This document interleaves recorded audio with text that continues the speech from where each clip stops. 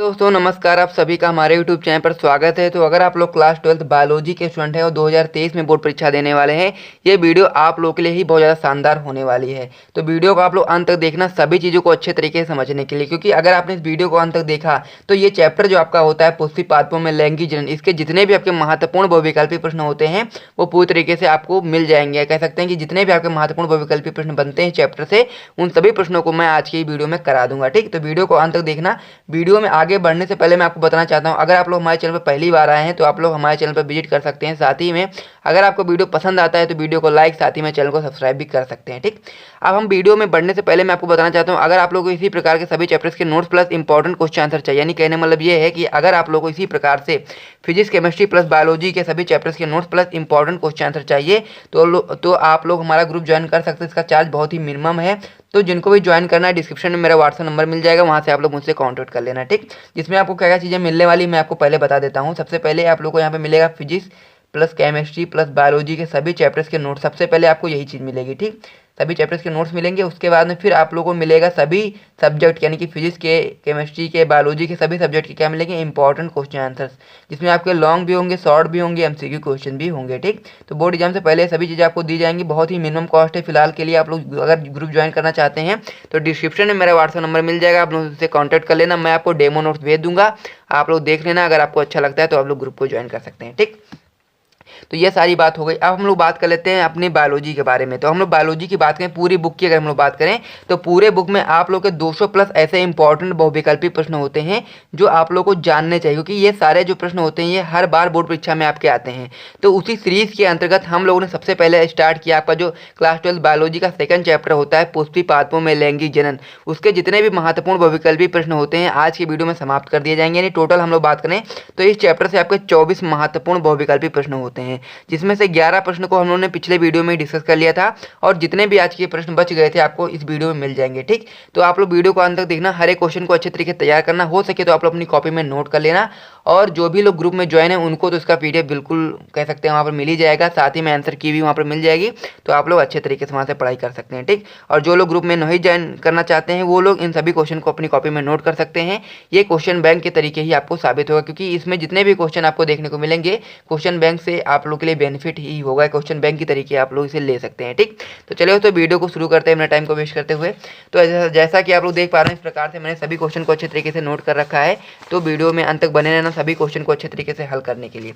तो इस चैप्टर के अंतर्गत हम लोगों ने 11 क्वेश्चन को डिस्कस कर लिया था, तो हम लोग अब 12वें क्वेश्चन से डिस्कस करेंगे। तो इस पेज को मैं हटा देता हूँ और यहाँ पर ले आते हैं अपने 12वें क्वेश्चन को। ठीक, तो हमारा 12वां क्वेश्चन इस प्रकार से कि बहुभ्रूणता खोजी गई। तो हम लोग को बताना यह है कि जो बहुभ्रूणता होती है वो किसके द्वारा खोजी गई। उसमें 4 ऑप्शन आपके सामने दिए गए हैं, जिसमें पहला ऑप्शन आपका है ल्यूवेनहॉक द्वारा, दूसरा ऑप्शन है आपका महेश्वरी द्वारा, ये जो आपका पंचानन महेश्वरी होता है उनका नाम पूरा होता है ये, तो महेश्वरी द्वारा, तीसरा आपका है लैमार्क द्वारा, या फिर चौथा है रिचर्ड्स द्वारा। तो जिसको भी इसका आंसर पता है कमेंट बॉक्स में बताते रहना, जितने भी आपको क्वेश्चन के आंसर पता है। ठीक, तो अब मैं बताना चाहता हूँ आप लोग का जो बहुभ्रूणता खोजी गई वो आप लोग का जो सही ऑप्शन होता है वो आपका हो जाता है ल्यूवेनहॉक द्वारा। तो इस पर आप लोग टिक मार देना, ये आपका सही ऑप्शन हो जाता है।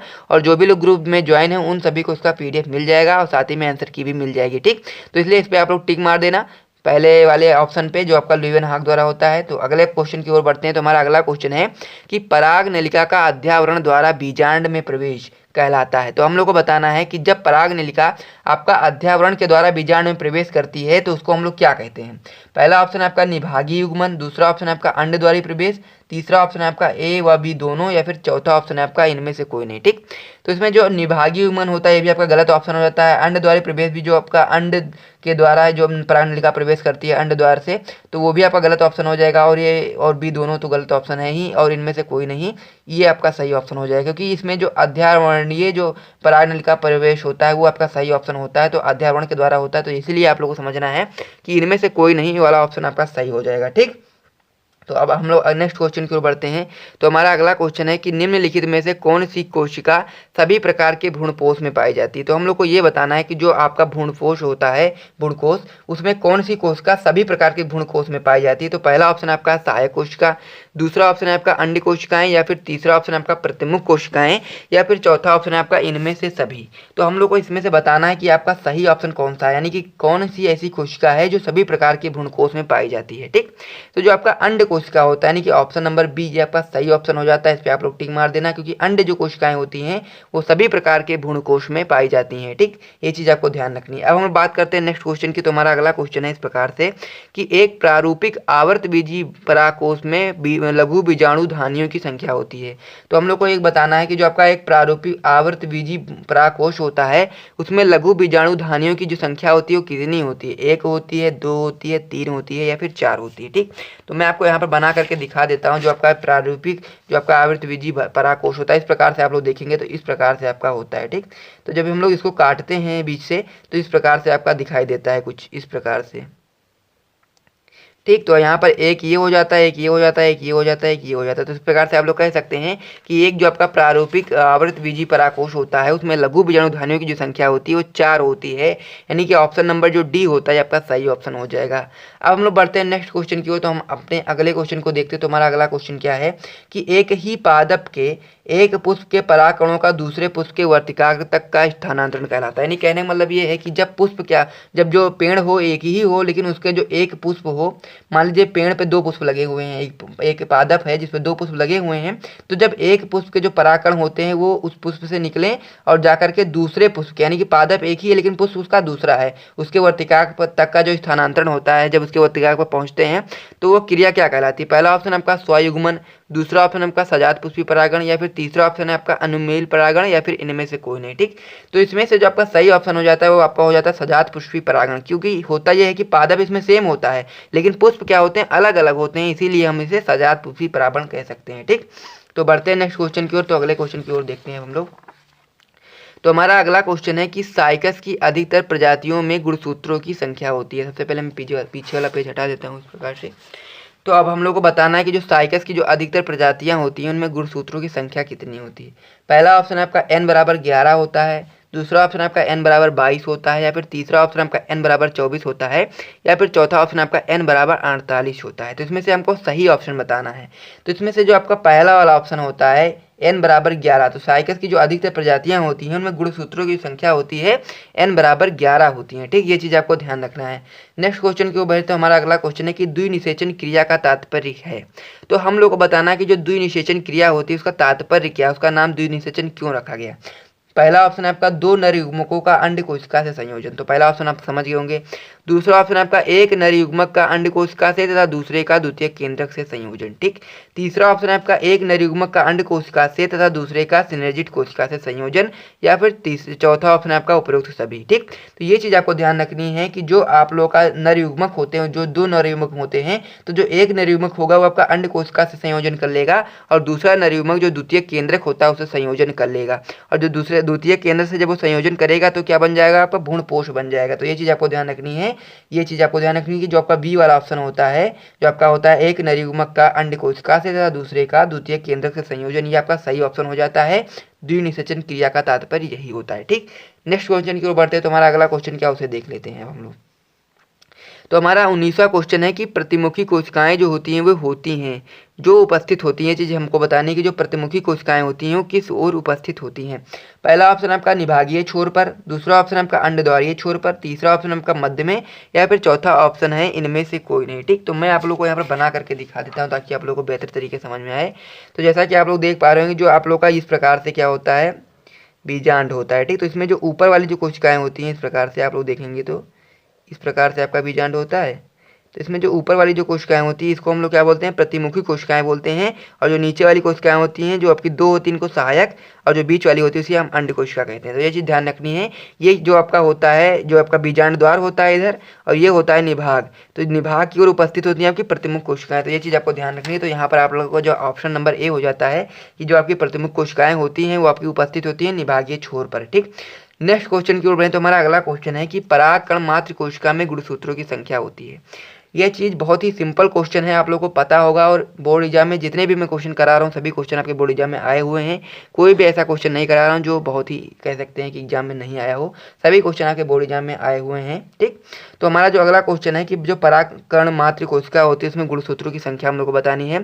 पहला ऑप्शन आपका अगुणित होती है यानी कि n होता है, दूसरा ऑप्शन आपका द्विगुणित होती है यानी कि 2n होता है, या फिर तीसरा ऑप्शन आपका त्रिगुणित यानी कि 3n, या फिर चौथा ऑप्शन होता है बहुगुणित या फिर।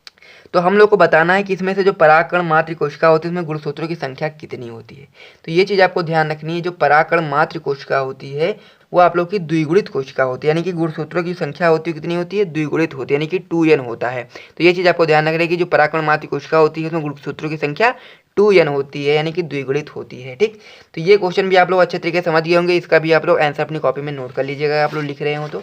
नेक्स्ट क्वेश्चन की ओर बढ़ते हैं। तो हमारा अगला क्वेश्चन है, पेज में हटा देता हूँ, कि एक प्रारूपी जो आवृतबीजी भ्रूणकोश होता है परिपक्व होने पर होता है। पहला ऑप्शन है आपका 8 कोशिकीय 7 केंद्रकीय, दूसरा ऑप्शन है आपका 7 कोशिकीय या फिर 8 केंद्रकीय, तीसरा ऑप्शन है आपका 8 कोशिकीय या फिर 8 केंद्रकीय, या फिर चौथा ऑप्शन है आपका 7 कोशिकीय या फिर 7 केंद्रकीय। ठीक, तो हम लोग को इसमें सही ऑप्शन बताना है कि जो आपका भ्रूणकोश होता है वो परिपक्व होने पर वो कैसा हो जाता है। ठीक, तो हमें कौन सी कितनी कोशिकाएं हो जाती हैं और कितने केंद्रक हो जाते हैं, हमको ये चीज़ बतानी है। ठीक, तो ये मैं आपको यहाँ पर चित्र के माध्यम से बताना चाहूँगा। जैसा कि आप लोग देख पा रहे हो, इस प्रकार से आपका एक भ्रूणकोश होता है। ठीक, तो भ्रूणकोश जो होता है इस प्रकार से होता है, जिसमें क्या होता है 3 कोशिकाएं ऊपर की ओर होती हैं, 3 कोशिकाएं नीचे की ओर होती हैं और एक बीच में कोशिका होती है। ठीक, तो ये कितनी कोशिकाएं होंगी, कोशिकाएं यहाँ पे हो गई 3 ऊपर 3 नीचे 6 और एक बीच में हो गई 7। ठीक, उसके अंदर केंद्रक की बात करें तो इसके अंदर एक केंद्रक, इसके अंदर एक केंद्रक, इसके अंदर केंद्रक और नीचे भी एक एक केंद्रक होता है। और जो बीच वाली कोशिका होती है इसमें 2 केंद्रक होता है। ठीक, तो कितने केंद्रक हो गए आपके 8 केंद्रक हो गए, यानी कोशिकाएं कितनी हो गई 7 और केंद्रक आपके 8 हो गए। तो यहाँ पर जो आपका ऑप्शन नंबर बी होता है 7 कोशिकीय 8 केंद्र की, यह आप लोग का सही ऑप्शन हो जाता है। तो इस ऑप्शन पे आप लोग टिक मार देना। नेक्स्ट क्वेश्चन की ओर बढ़े तो हमारा अगला क्वेश्चन है कि भ्रूणकोश विकास के लिए निम्नलिखित में से कौन सा क्रम सही है। तो हम लोग को ये बताना है कि जो भ्रूणकोश का विकास होता है उसके लिए कौन सा क्रम आप लोग के लिए सही है। पहला ऑप्शन है आपका आर्किस्पोरियम से गुरु बीजाणु बनना, उसके बाद फिर गुरु बीजाणु मात्र कोशिकाओं का बनना है। ठीक, तो ये ऑप्शन बिल्कुल ही गलत है।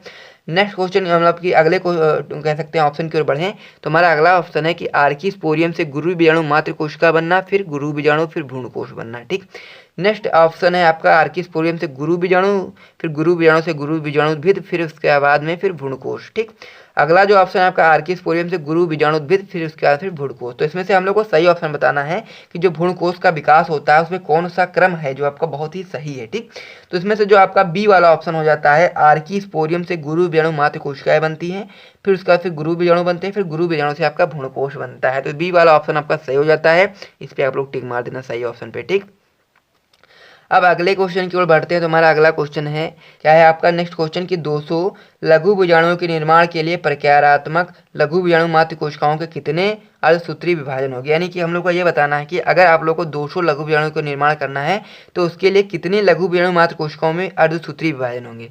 तो आप लोग को पता होगा कि एक जो आपका लघु बीजाणु मात्र कोशिका होती है उसमें जब विभाजन होता है तो आपके 4 लघु बीजाणु बनते हैं। ठीक, तो इसमें से आप लोग जा पा रहे होंगे जो बी वाला ऑप्शन होता है 50, 50 गुणे जब आप लोग 4 कर देंगे तो कितना हो जाएगा 200 आ जाएगा। ठीक, तो 50 जब आपको लघु बीजाणु मात्र कोशिकाओं में अर्धसूत्री विभाजन करेंगे तो आपका 200 लघु बीजाणु जो होंगे उनका निर्माण हो जाएगा। तो इसलिए आप लोग बी वाले ऑप्शन पे टिक मार देना है, आपका सही ऑप्शन हो जाता है। अगले क्वेश्चन की ओर बढ़ें तो अगला क्वेश्चन है और इस वीडियो का लास्ट क्वेश्चन है, इस चैप्टर का भी लास्ट क्वेश्चन है। तो अगला क्वेश्चन है आपका किसी परागकोश की बाह्यतम व सबसे भीतरी परत कौन सा होगी। ठीक, तो हम लोग को यह बताना है कि जो आपका परागकोश होता है उसकी जो सबसे बाहरी वाली परत होती है वह क्या होती है और सबसे जो अंदर वाली परत होती है उसका नाम क्या होता है, ये चीज़ हमको बतानी है। ठीक, पहला ऑप्शन है आपका एंडोथीसियम व फिर टेपिटम। ठीक, दूसरा ऑप्शन है आपका एपिडमिस व फिर एंडोडमिस, तीसरा ऑप्शन है आपका एपिडमिस व फिर मध्य परतें, चौथा ऑप्शन आपका एपिडमिस व फिर टेपिटम। ठीक, तो इसमें से आपको सही ऑप्शन बताना है कि जो आपका परागकोश की बाह्यतम व सबसे भीतरी परत कौन सी होगी। ठीक, तो इसमें से जो आपका सही ऑप्शन हो जाता है आपका चौथा ऑप्शन हो जाता है एपिडमिस व फिर टेपिटम। ठीक, यानी कि जो सबसे बाहरी परत होती है परागकोश की वो आपकी एपिडमिस कहलाती है, जो सबसे भीतरी परत होती है वो आपकी टेपिटम कहलाती है। तो यहाँ तक ये चैप्टर पूरी तरीके से समाप्त हो गया है। अब हम लोग इस वीडियो को समाप्त करते हैं, मिलते हैं नेक्स्ट वीडियो में। अगर आपको वीडियो पसंद आए तो वीडियो को लाइक कर सकते हैं, साथ ही में चैनल को कर सकते हैं सब्सक्राइब। तो मिलते हैं नेक्स्ट वीडियो में, तब तक के लिए जय हिंद।